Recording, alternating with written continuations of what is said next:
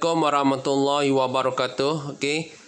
Kita masih lagi dalam reka bentuk elektrik.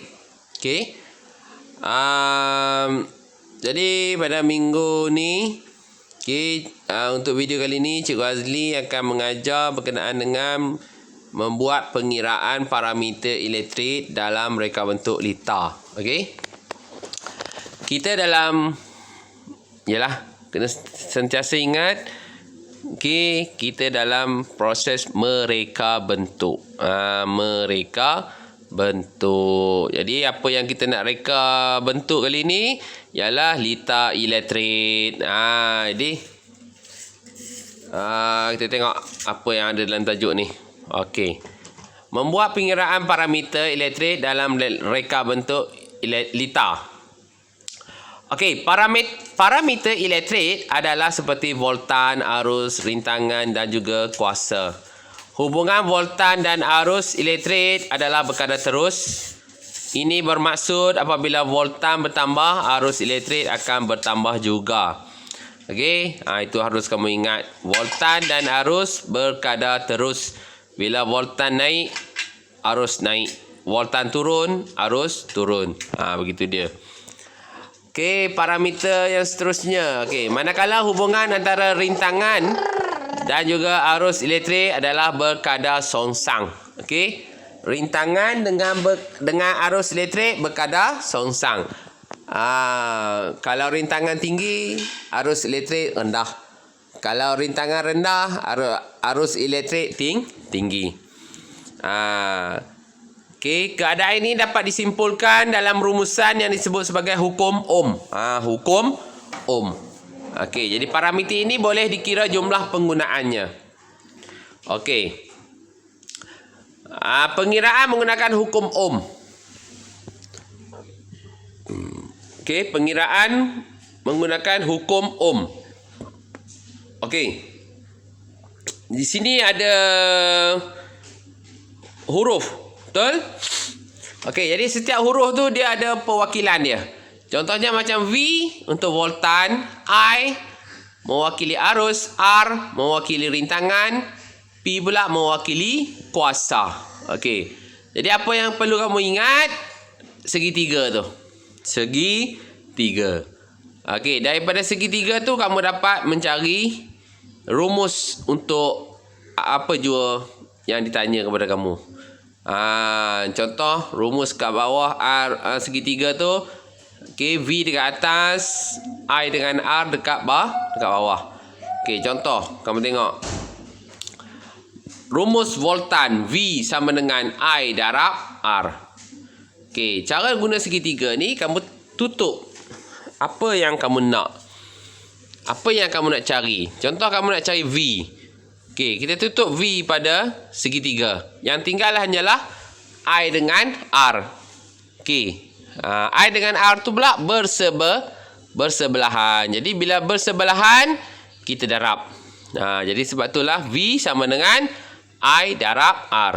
Okey, kalaulah nak cari arus pula, tutup I. Tutup I. Yang tinggal yang nampak apa dia bila I ditutup?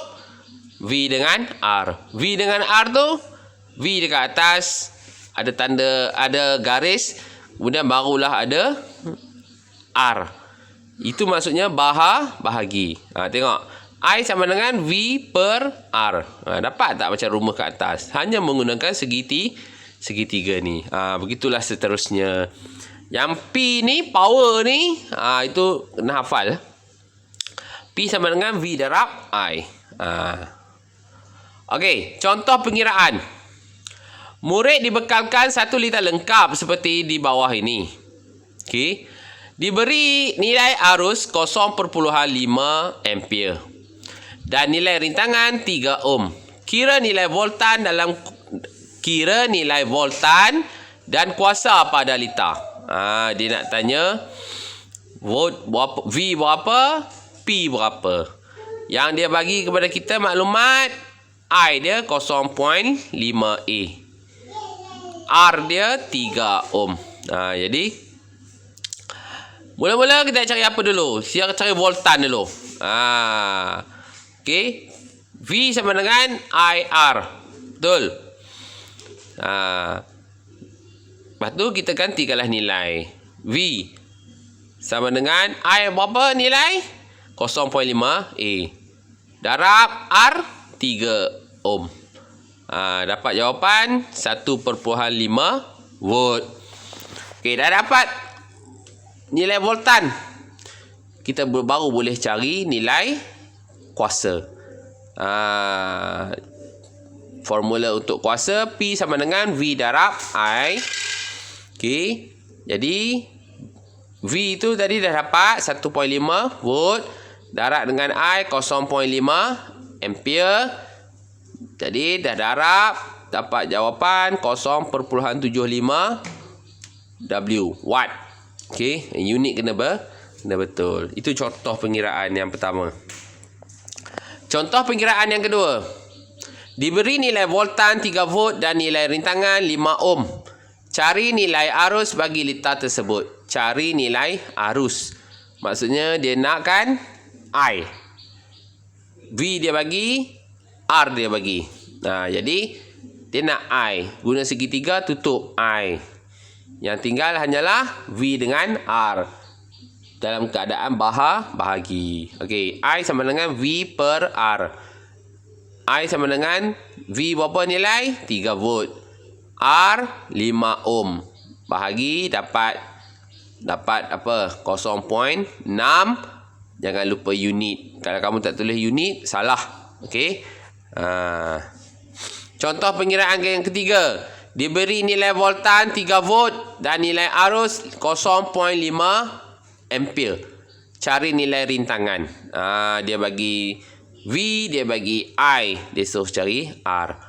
Sama juga, gunalah segitiga tu untuk keluarkan rumus R sama dengan V bahagi I. Okey, V berapa? 3 volt.